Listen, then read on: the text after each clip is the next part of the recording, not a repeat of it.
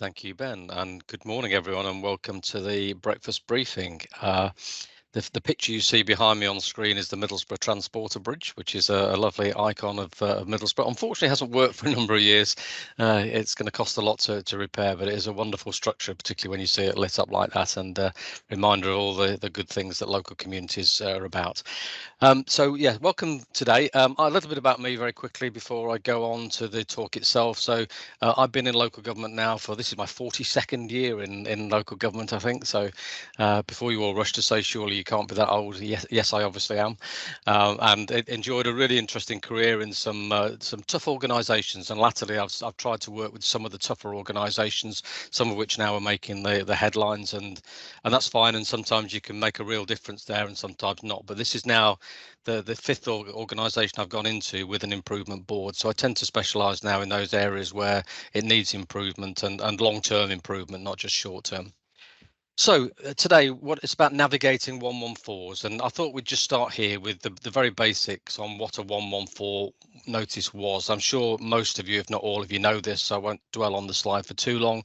But there are two fundamental parts to the 114 notice under the 88 Act.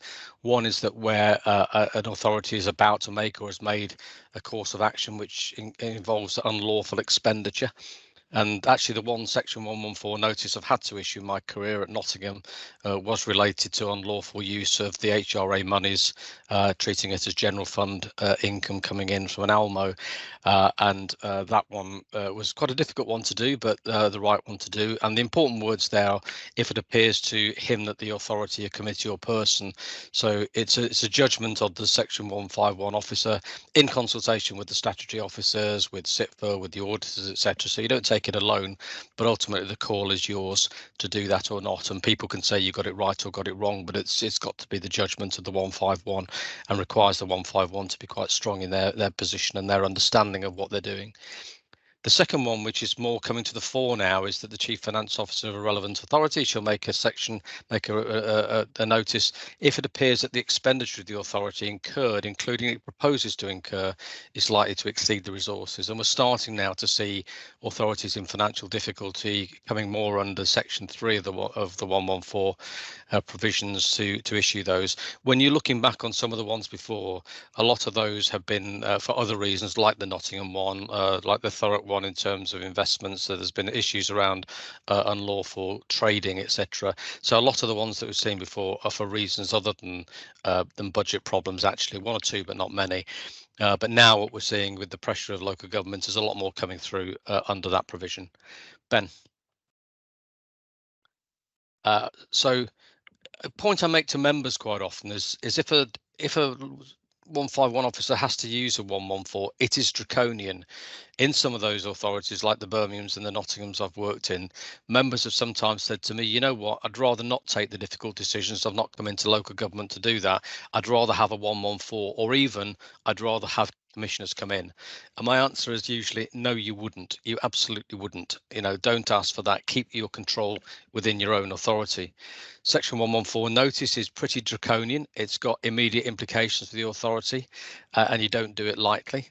And councillors clearly have 21 days to consider that when it's issued. So that's an important point as well, that the council can't just dwell in it and do nothing. They either have to meet and reject it, in which case the 151 has a decision to make on the next course of action, or they meet and they agree an action plan, and that usually is what happens. It's difficult to argue against it, but that usually will happen. But what it means is that no new expenditure is permitted, only funding on statutory services, and those statutory service spending is at minimum level.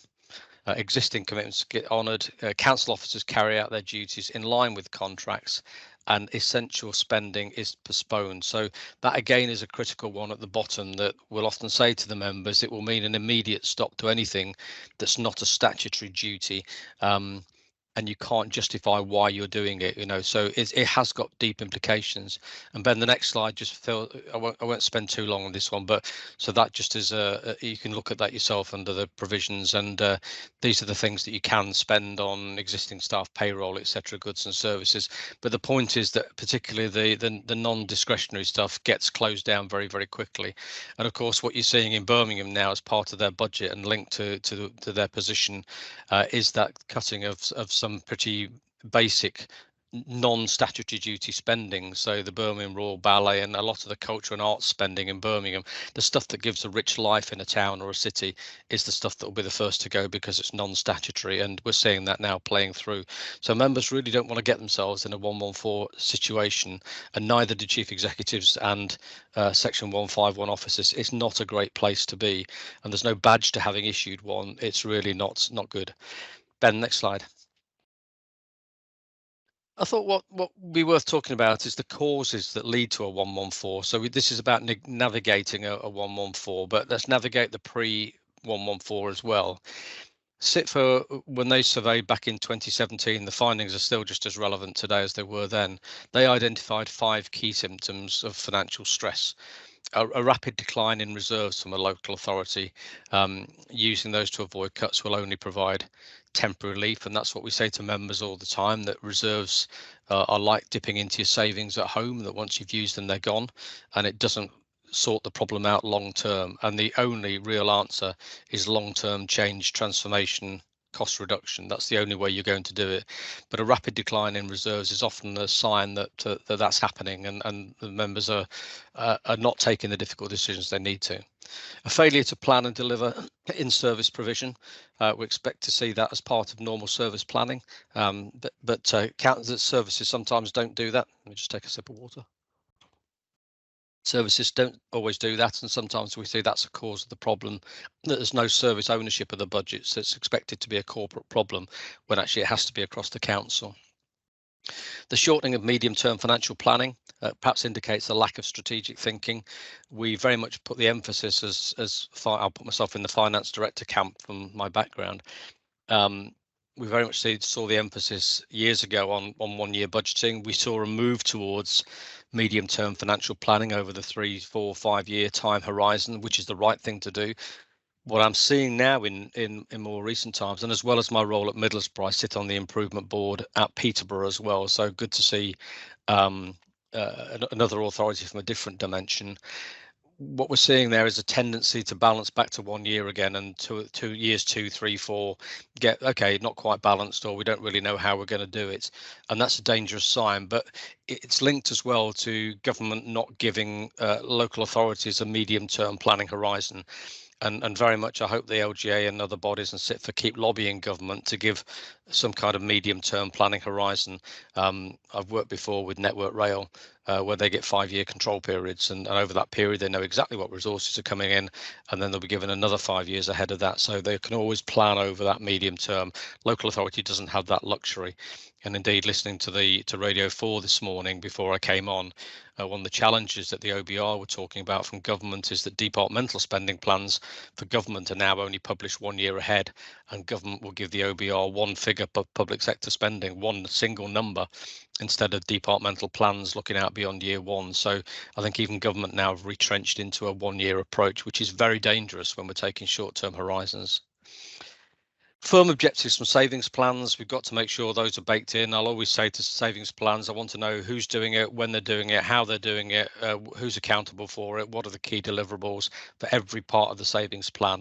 Unless we know and can monitor those through some form of program office or project officer, unless we can monitor that, then they tend to get missed because the day-to-day just takes over and swamps. So it's important that we have the plans for those.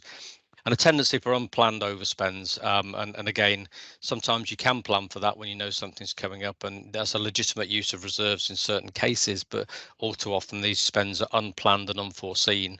I know we've got colleagues from Nottingham, Birmingham on the call, but colleagues at Nottingham, I think, we had issues with the social care system, with the care recording system, Liquid Logic, not talking to the financial recording part of it, the contract system, and not talking to the ledger. So a bit technical, but actually the failure then to be able to link commitments on the social care side with spending that's going through the ledger did lead to real problems, and that's one of the things we were able to put right, I hope, in Nottingham. Next one, Ben.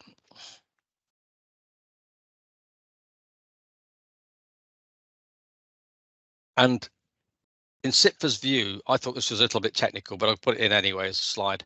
But the essential prerequisites from CITFA were to make sure we've got the right systems in place, that senior management and political leaders understand the financial strategy.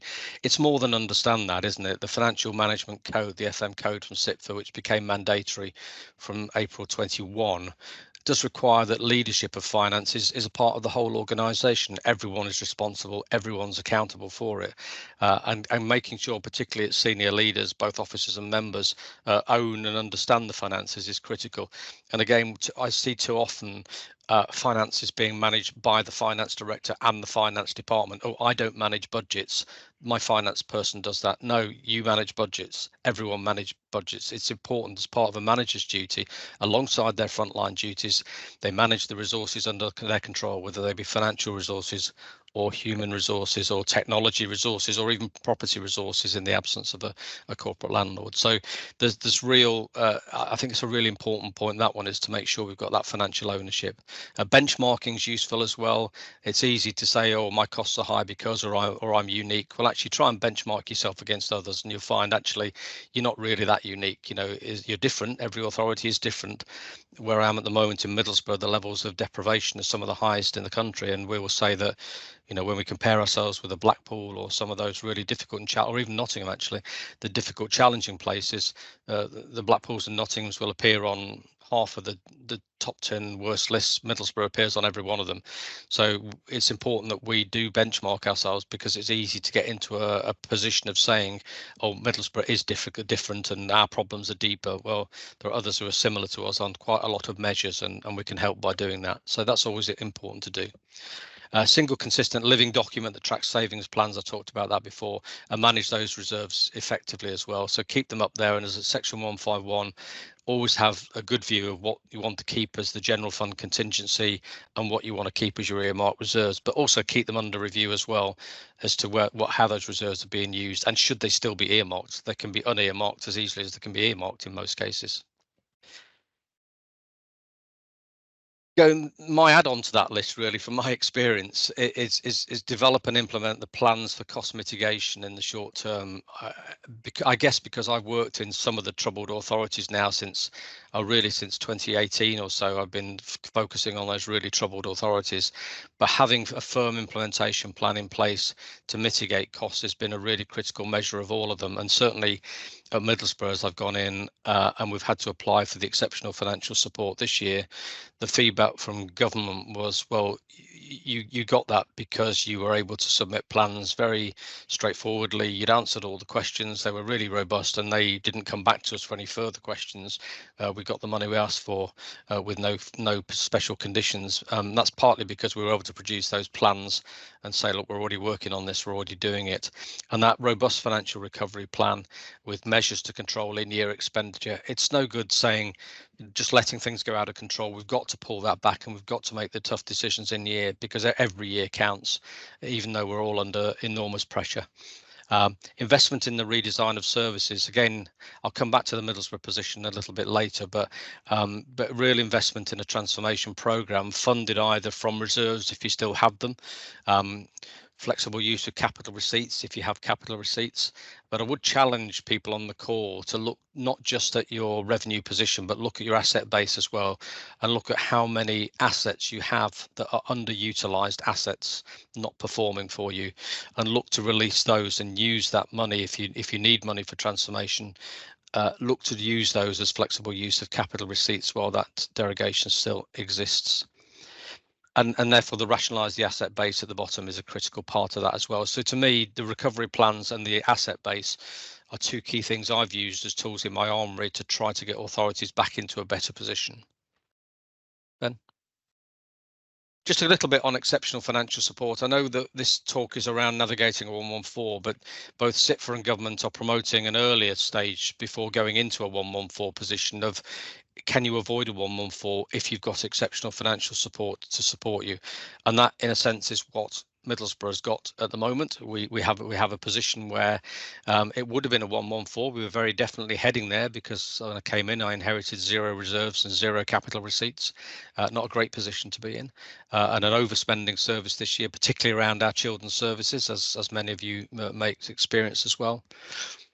But exceptional financial support provides that bridge to enable us to carry on operating within a balanced budget. And I've got the joy of going to council at 7 o'clock tomorrow night, Friday night, full council budget. I'm really looking forward to that one when there's nothing better to do.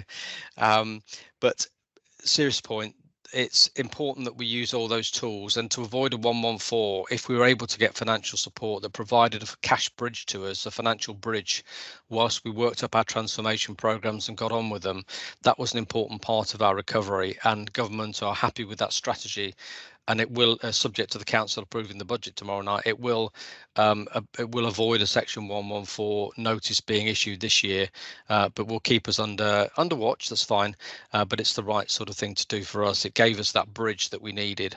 And usually it's conditional upon external assurance, it's conditional upon having a financial recovery plan. Sometimes there'll be conditions which may be onerous. Nottingham had to go down that route a few years ago of exceptional financial support in 2 phases, and there were 17 conditions, special conditions attached to it. So that can be quite onerous, and clearly there's also a premium on that. Capitalisation direction or exceptional financial support is a misnomer, of course. It's not support in any way. It simply allows you to put stuff on your balance sheet and to capitalise it. There's no form of grant involved at all. It's just involves you being able to use other resources and borrow from capital. You can use capital receipts or you can borrow, but whatever the next time you borrow, that amount will be at 1% over PWLB rate. So there is a price to doing that. And again, you don't want to do it lightly.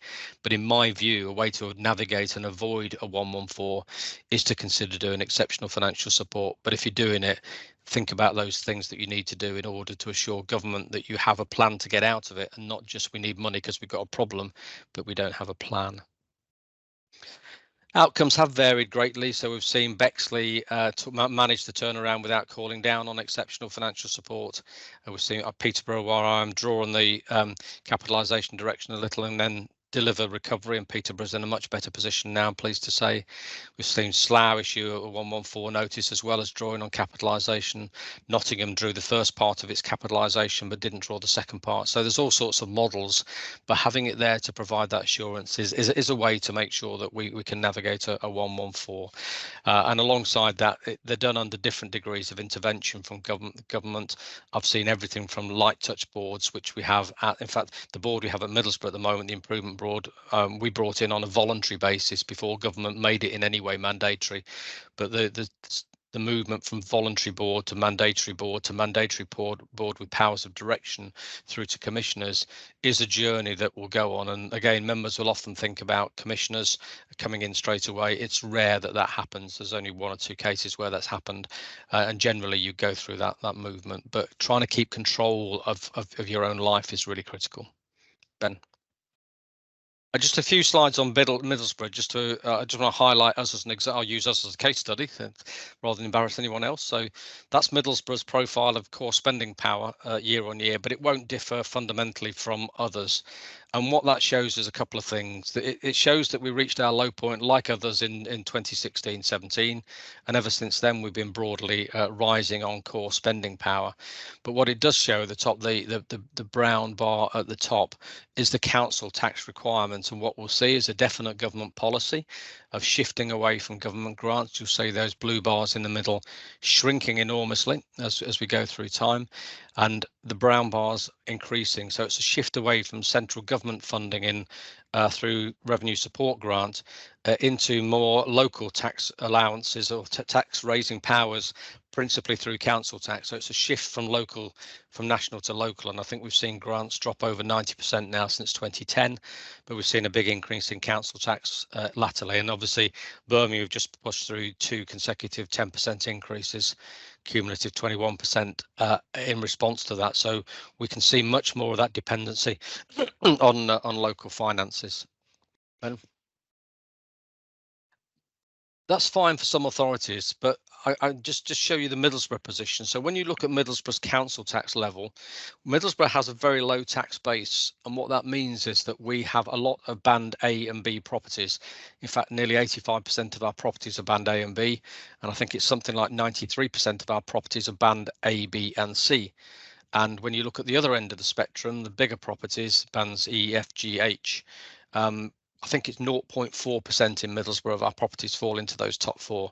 So we've got a very skewed council tax banding, and in order to raise revenue from council tax, we have to have our council tax on the high side. I think you'll find Nottingham as well is up there on the very high side, but Middlesbrough's council tax is very high. It's Band D council tax. On the next slide, Ben, when you look at the average per person that we raise, we're amongst the lowest. And that's for that reason, that because almost nobody pays a Band D or above. Everyone's paying a Band C or below, and that means our tax base is quite low. So when you've got to move on that first slide, when you've got to move away from, at a national level, from central government funding to local government and reliance on council tax, it's always going to benefit those who can raise council tax because they've got a strong or balanced council tax base. And you'll find the likes of Middlesbrough, and forgive me for using Nottingham as an example again, but I know it very well. One of the problems Nottingham has is that it is a very tightly bound city with some of the poorer areas within Nottingham, and the wealthy areas sit within the districts in Nottinghamshire, but not in Nottingham itself. So it has a very low tax base. And that story, I use Nottingham as the example because I know it, but actually that story can be brought out in quite a number of authorities as well, where you see that low tax base because of the nature of the geography means that the wealthier areas are outside of the city or town areas. And Middlesbrough's the great case in point there, with the wealthier areas of Yorkshire. And believe me, there are many of them, but the wealthier areas sit outside and around Middlesbrough, not necessarily within Middlesbrough itself. So that low tax base means we'll never have the ability to raise sufficient funds from council tax without going to 10, 15, 20, 25% council tax. But in an area of high deprivation, that's just not realistic. So we're caught in a perfect storm there. Ben? The national picture of reserves, this is what government will point to when they look at reserves. They will say, actually, reserves have been going up, particularly when you look at the years 2021 onwards. You'll say they're peaking, although they're coming down slightly, they're still at historic high levels. So what's the problem? Local government. And local government's almost got itself into a position of, when it looks at the aggregate position, it looks good. When you look at individual authorities, some are very good and some are very bad, and we're not getting a clear picture. And the picture we have got is not necessarily linked overall to where the resources are distributed. So we've got a big issue there, and I would argue still that one of the big changes we could make is fair funding, but of course that's never going to happen, or at least not for a long time. Who's going to be brave enough to do it? But that would answer some of the distribution problems that would then give the likes of the Middlesbroughs the kind of money that should be having based on the deprivation levels. And come to the end of the slides, you'll be pleased to hear I've not got too many. And this was the other part of the equation for a 114. When we looked at usable reserves, Middlesbrough, again, when I benchmark us against others, we're right down at the bottom end of those usable reserves. In fact, that's data from 21-22. And if you look now, coming into this, when I took over here in March, April time this year, our reserves were pretty much at zero. So we'd be even further to the left on a more recent one. So that lack of reserves, that lack of ability to have a capital receipts would be the same pattern, the lack of tax base, but at the same time, incredibly high drivers of demand. We've got some of the highest crime rates in the country in Middlesbrough, some of the highest burglary rates, sexual assault and rape cases, etc. Some of the worst social outcomes in terms of health. Some of the earliest, there are parts of Middlesbrough where life expectancy of a male is less than 50 years old, in a few of the wards of Middlesbrough. So, you know, it's combining that part of deprivation with the ability to generate tax base, with the ability to manage revenue reserves, is a critical thing. And Middlesbrough's found itself in that perfect storm of all of them coming together. Ben. So a couple more slides and then open it for questions. So my conclusions and lessons learned, really.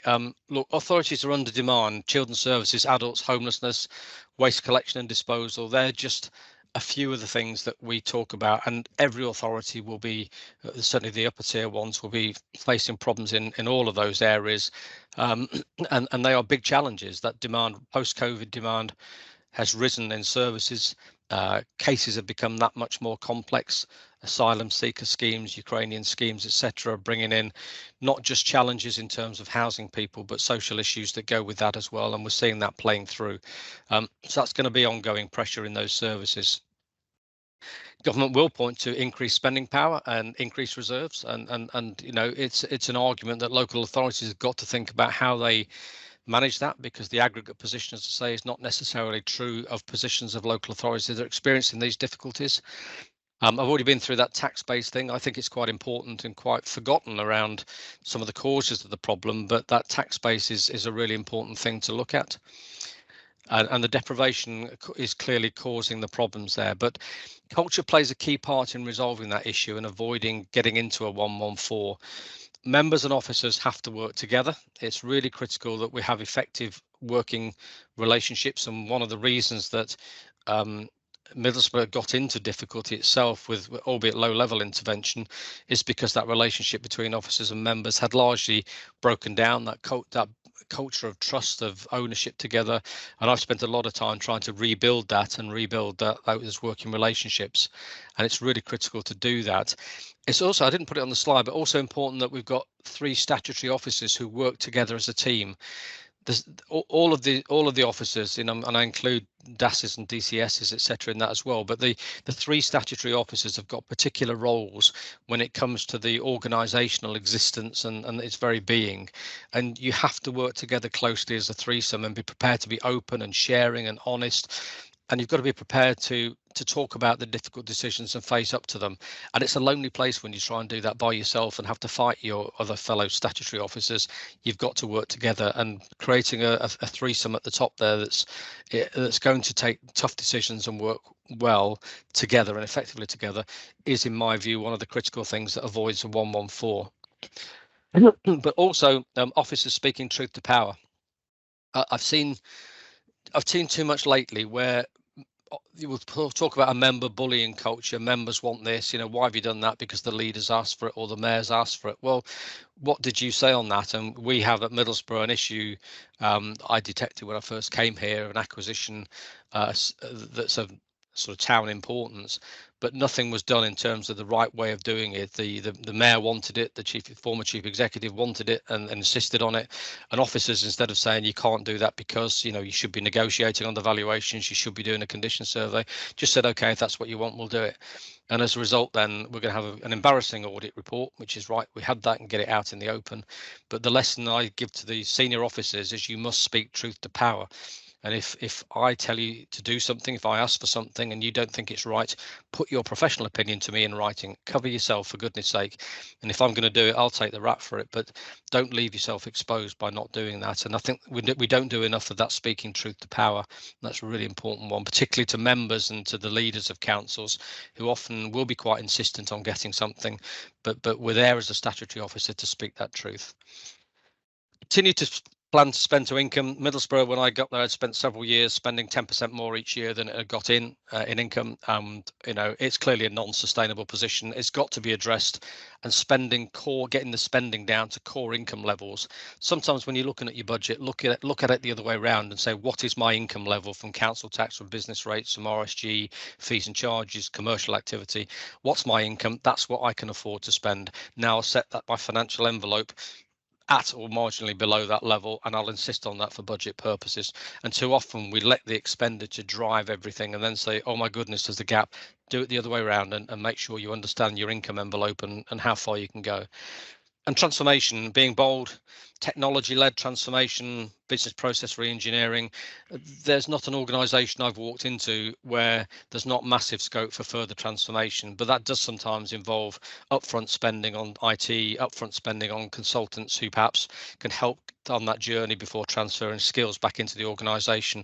But there's usually opportunity to do that. Be bold on those and take advantage of modern technology. Some good stuff going around the sector at the moment, and some of the conferences around AI in local government and how that's being used. And I'd encourage you to look at those and try and think about how you can use technology to reduce people costs. Not always popular with the Labour Authority, but I'm afraid we've got to get real on our resources and use them in the best way. And I think, Ben, I've got one final slide and then I'll stop talking. So Section 114 was brought in as a last resort, and we saw it barely used until I think it was 2018 when Northamptonshire was forced to issue one. I can't remember, they're going on issue 2, I can't recall now, but it was really an absolute weapon of last resort. Over time, what we've seen now is it's becoming a tactical weapon, a threat weapon. to the members. If you don't take those tough decisions, I'm going to issue a 114. And actually it's starting to get the feel of a hollow threat now, particularly whereas of course a 114 doesn't have any particular powers behind it.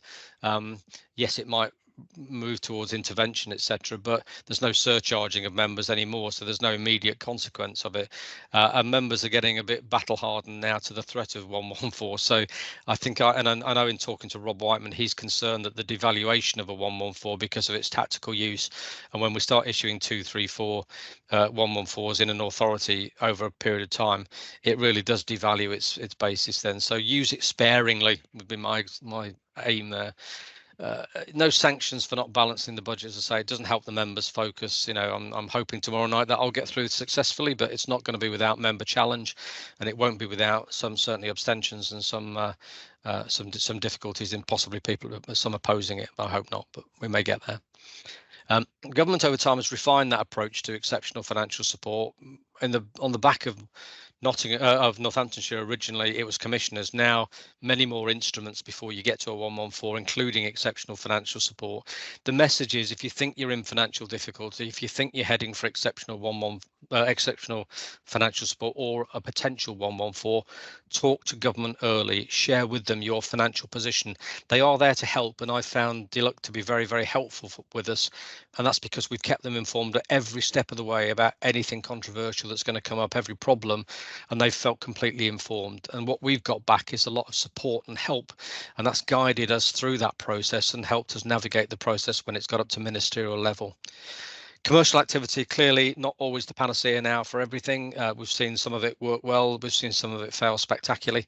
And LATCOs, if you've got them, local authority trading companies, do need careful managing to avoid costly failures like we've seen around the country, and in some of the people on the call, you have seen it in your organisations. So when you go into those commercial ventures, do so with your eyes open, with strong risk management and a clear exit route. If all goes wrong, what's your exit route? And also to recognise that you will have optimism bias. The lesson learned from Nottingham's Robin Hood Energy when it failed is the council kept putting money in on the belief that we could get it to work. If only you put a bit more money in, it will work, and it never was going to. And that was the lesson of the public interest report that was issued on Robin Hood Energy. But that's a true story of many commercial ventures in local government, that there's optimism bias towards wanting it to work so much that you can't see it's not going to work. And as statutory officers, we sometimes have to step in to do that. Section 114s will stay on the statute book. I hope to see their use curtailed away from tactical use into something more strategic again. And I put this on the bottom one, a few signs of government being a central government being a local government being a priority. We of course had the budget yesterday, and the budget did in fact just reinforce that when you take out the protected services like health, then you're talking about a shrinking sector, and there's talk of local government shrinking by 15% between now and 2029, and that's going to have some major consequences if that trend continues. I think we'd also we're operating now beyond the fat level and into the bone, and we're going to see that those challenges continue. A real focus on statutory services, doing them properly, doing them well, using technology to deliver them, using things like assisted technology with older people, but a real challenge for the non-statutory duties that we have, which really are going to be put under enormous pressure, if not all but disappear for councils over the next little while, particularly for the troubled ones. So that's it from me. The thoughts and ramblings of Clive on a Thursday morning, and happy to take any questions. Back to you, Ben.